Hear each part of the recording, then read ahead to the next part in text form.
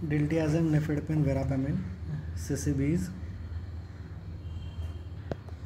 तर stupid ball pen colourful ॲडजेल, stupid sodium ball beta colourful pen potassium colourful calcium, नंतर add for adenosine आणि gel for digitalis. तर grade 4 class 4 anti arrhythmic. डिल्टियाझेमच्या दोघी action आहेत, कॉन्ट्रॅक्टिलिटी पण आहे, व्हॅझोडायलेशन पण आहे. वेरापामिल फक्त कार्डियाक आहे आणि निफेडिपिन आपल्याला माहिती की फक्त डायलेटरी आहे. आपण ओव्हरली 10 mgचं कॅप्सूल पंक्चर करून सबलिंग्वली देतो, तर हा फक्त डायलेटरी आहे. तर वेरापामिल त्याच्या विरुद्ध आहे, फक्त कार्डियाकवर आहे. तर SVTसाठी किंवा रेट कंट्रोलसाठी वापरतो आपण. हार्ट रेट आणि कॉन्ट्रॅक्टिलिटी कमी होते. डिल्टियाझेम पण तसाच, हा रेट कंट्रोल, SVTs असेल. अँटी हायपरटेन्सिव्ह म्हणून पण वापरता येतो डिल्टियाझेम, ओरल पण आहे, IV पण आहे. तर डिल्टियाझेम 50 ml/10 येणार, तर 5 mg/ml. यांचा बाकी सिस्टीमवर इफेक्ट नाही आहे. तर अँटी हायपरटेन्सिव्ह पण आहे, रेट कंट्रोल पण आहे. याचा रूल ऑफ 15 आहे. रूल ऑफ 15 0.25 पकडले तर 15 होतं. 15 mg द्यायचं बोलस, 15 मिनटं थांबायचं, पुन्हा हार्ट रेट कमी नाही झाला पुन्हा 15 mg द्यायचं, त्याच्यानेही कमी नाही झाला तर मग इन्फ्युजन चालू करायचं 15चं. तर 2 बोलस आणि त्याच्यानंतर इन्फ्युजन, 15चं बोलस पुन्हा 15चं बोलस 15चं इन्फ्युजन.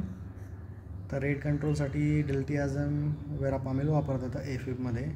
बाकीचे पण आहे, ते आपण नंतर करू. तर मिलरिडोन आहे, हा फॉस्फोडायस्ट्रेस 3चा इनिबिटर आहे. 3चं इनिबिशन केल्यामुळे सायक्लिक AMP वाढतं.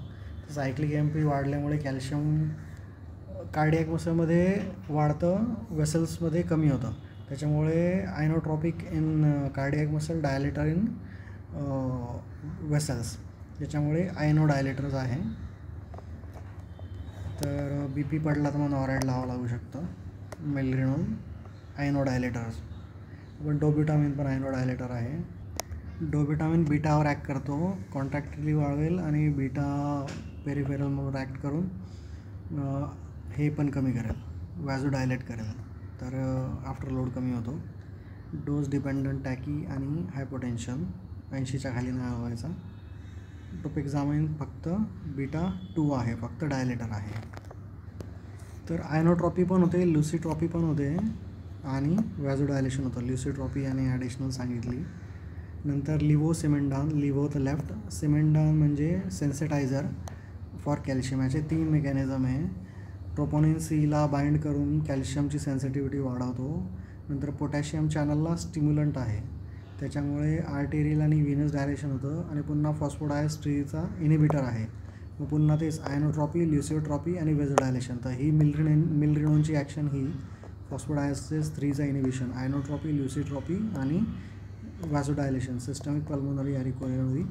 आणि सेन्सिटायझर आहे, ट्रोपोनिन Cला अटॅच करतो कॅल्शियम मोर स्ट्रेंथने. पेरिफेरल्समध्येच पुन्हा पोटॅशियम चॅनलला स्टिम्युलेट करतो. आर्टेरियल आणि व्हीनस डायलेशन होतं. लिव्होसिमेंडान.